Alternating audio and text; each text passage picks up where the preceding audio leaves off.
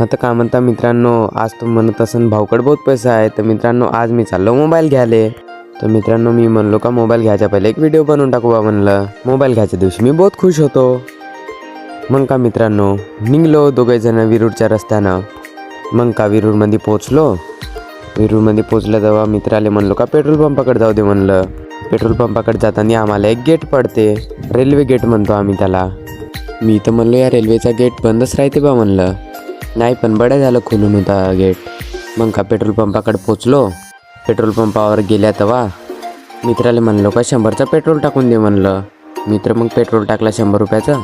मग का भाऊले पैसे देऊन चाललो आता राजुऱ्याकडे. मला दाखवून देऊ म्हणलं राजुऱ्याचा रस्ता किती खराब आहे. तर राजुऱ्यामध्ये पोचलो.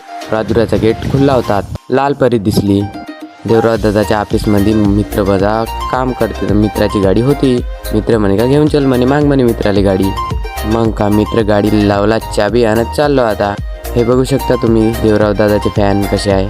आता चाललो सब्जी मंडीकडे मोबाईल घ्यायले. जाता जाता पोलीसची गाडी दिसून गेली. मग का पुन्हा समोर गेलो तर हे दिसून गेला.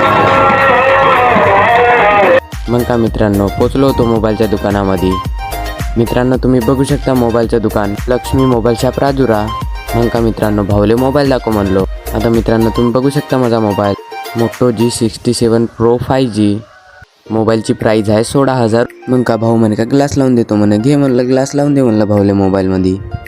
मोबाईलला ग्लास वगैरे लावून झालं. मग का भाऊले पैसे देऊन दिलो 16,000 रुपये. मग भाऊ वगैरे गिफ्ट वगैरे दिला. गिफ्ट वगैरे देणं झालं तेव्हा भाऊसोबत हात मिळवून घेतलो बड्यापैकी. मित्रांनो अगर तुम्हाला मोबाईल घ्यायचा असेल तर राजुऱ्यामध्ये याच सब्जी मंडीकडं.